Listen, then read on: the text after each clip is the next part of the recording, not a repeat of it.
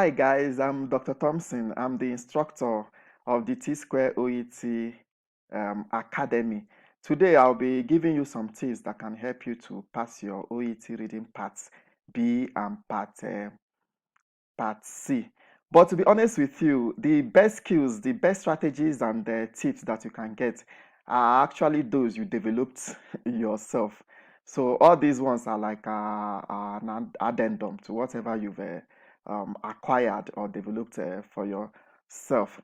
Well, for OET Part B and Part C, you have 45 minutes to actually deal with these two parts. And for these two parts, you have 22 questions in total. For part B, you have six such short passages.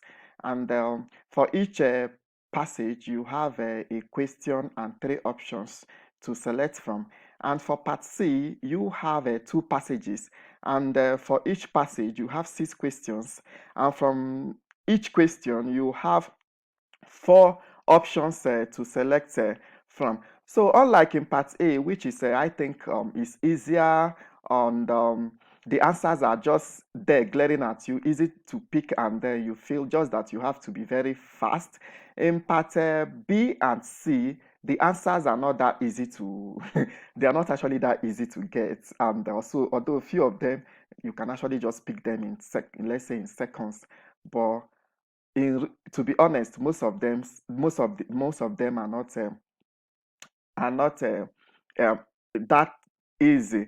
So you actually need to think here, think critically, require your critical thinking. It requires you to think deeply. It requires you to understand the passage very well and the extract you want to pick your answer from. So um, but the truth, another advantage is this. I also think in overall that OET is actually still better than IELTS, because I could remember I tried IELTS six good times. I mean, six good times from 2017 to 2019. It was late 2019 that OET came into Nigeria. I decided to give OET a try. But the truth is this: the in IELTS, I for the six good times that I wrote IELTS, reading was always my problem. I always get reading either 6.5, 6.5, 6.5.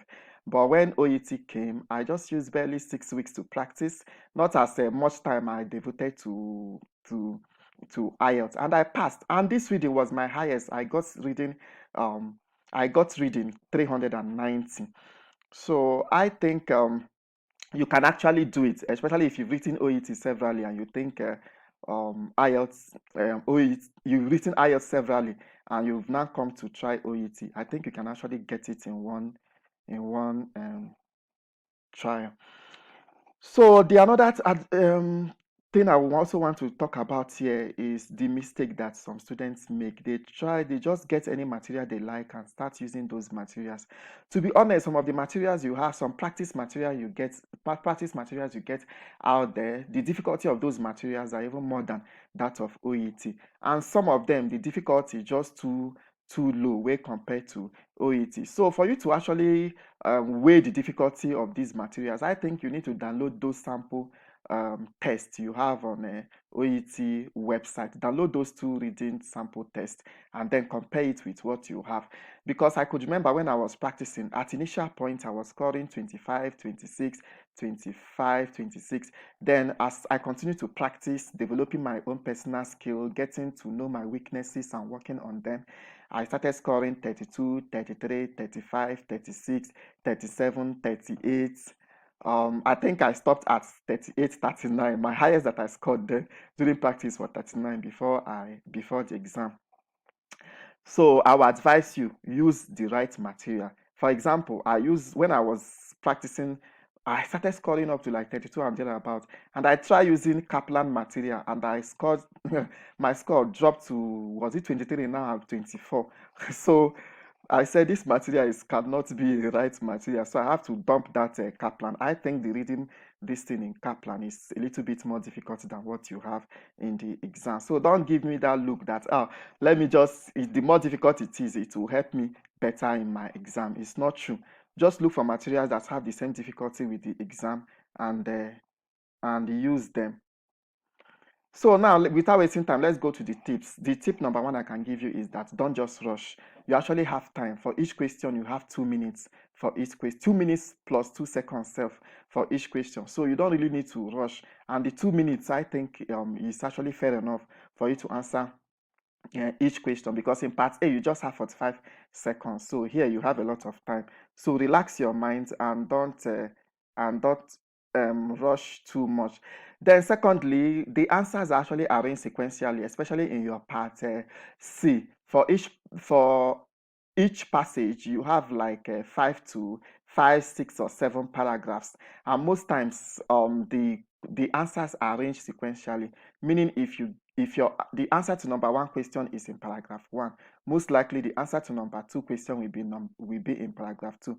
Answer to number three question will be in paragraph four. Sometimes you can get two answers in one paragraph, but still they will still be arranged sequentially in that paragraph. So for part B, I would advise you to use this method of starting from the questions. After reading the question to understand, you read the options that you are given, and then go to the passage and read. Then go back to the question, the answer, and then back to the passage, then back to the question, answer until you get your answer. But for part C, I would advise you just read only the questions and then go to the passage and skim to look for where the answer will be, and then read around that area, understand it then um, before going back again to the question and answer.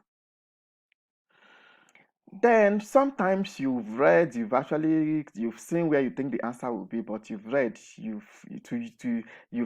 understood the question, but the answers are a little bit confusing. Maybe you have two questions that appear to be the same or something.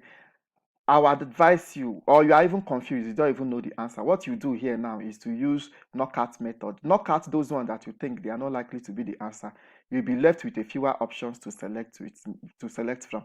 Maybe an option or two options to select from.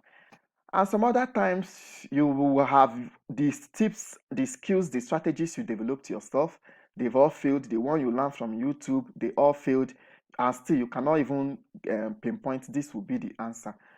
What I would advise you, just follow your first instinct, the one that your mind tells you this might likely be the answer. Choose that one and move on. And don't come back later to erase the answer if you don't still have the answer. But as you moved on, you've already marked it down and moved on. Later, you now say, okay, I've gotten the answer, and then you can erase it. Otherwise, just leave that option. Most likely, the chances of you getting the answer if it is part B is 33%. If it is part C, is actually 25%. So you have some probability of getting the answer. So don't leave any question unanswered, even when you are totally blank. So you try. The answer is not just coming. The best thing to do, put anything there, move on. Don't leave any option blank. The last tip, the tip number 7, is the best tip and the most genuine and real tip that I want to give you, is for you to practice, practice, practice. The truth is that the more you practice, the better you become. And the skills you develop yourself, they're actually the best skills. Because one can tell you, do this, follow this pattern, do that, follow that pattern. But we are different. The way we understand things are different. The way we read, some are slow readers, some are fast readers. So we actually have different capabilities. So try to develop your own skills. Try to work on your weakness. And you cannot do that by just moving on from one YouTube channel to other to get tips and skills. You can do that by you practicing. Over time, these skills will come out, and you thank yourself for that. So guys, we'll draw the curtain here. Thank you very much for listening to me, for your time. And if you like my channel, please hit the subscribe button, and also help me to share my channel to your colleagues too, who are also preparing for this exam. I also took out time to make videos on OET writing and speaking, which I think these are the parts that you actually need assistance, not even in reading and listening. Reading and listening, you develop those skills for yourself. But for writing and speaking, you actually need some assistance. So I've actually done a lot of work on writing and speaking. So you can go to my channel and check them out for yourself. Thank you very much. Love you guys, and I wish you success in your exam. Bye.